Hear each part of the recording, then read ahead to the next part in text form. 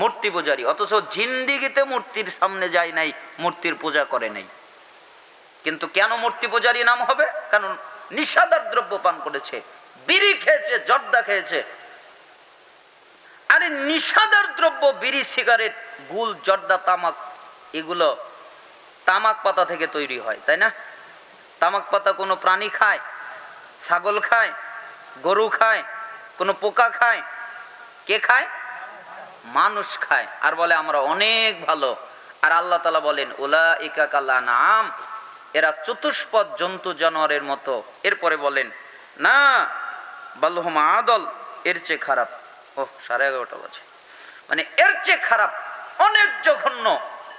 এই জন্য নিশাদার দ্রব্য যারা পান করেন, ইবনে মাজাহ 3375 নম্বর হাদিস, রাসূল সাল্লাল্লাহু আলাইহি সাল্লাম বলেন মুদমিনুল খাম কাআবিদি ওয়াসান, যে ব্যক্তি নিশাদার দ্রব্য পান করলো, বিড়ি, সিগারেট, গুল, জর্দা, তামাক, ইয়াবা, হিরোইন, ফেনসিডিল, মদ, গাঁজা, এগুলো পান করলো, সে মূর্তি পূজা করলো। কি পূজা করলো? আচ্ছা আপনারা বলেন তো, মূর্তি পূজা ভালো না খারাপ? খারাপ। তার মানে সে মূর্তি পূজা করলো। আর মিশকাতের 3657 নম্বর হাদিস, ইবনে আব্বাস রাদিয়াল্লাহু আনহুমা থেকে বর্ণিত, তিনি বলেন রাসূল সাল্লাল্লাহু আলাইহি সাল্লাম বলেছেন, যে ব্যক্তি নিশাদার দ্রব্য পান করা অবস্থায় মারা যাবে, ওই ব্যক্তি আল্লাহর সামনে যখন উঠবে, তখন তার পরিচয় হবে সে হলো মূর্তি পূজারী। কি পরিচয়?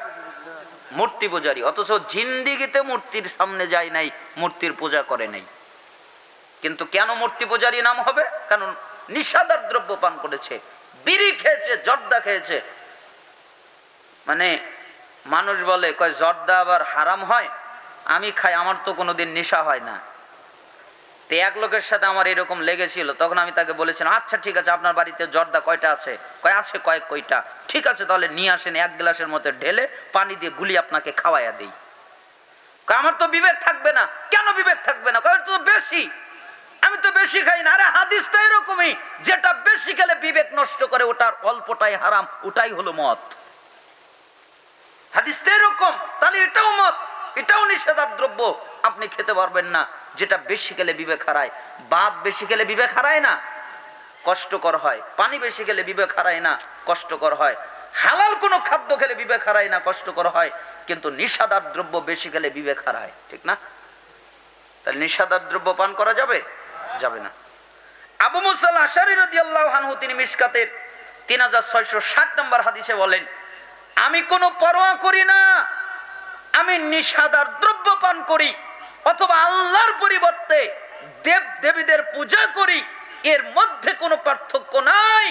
বিড়ি, সিগারেট, গুল, জর্দা, তামাক খেলে যা হবে, দেব দেবীদের, হিন্দুদের মতো পূজা করলে ওই একই পাপ হবে।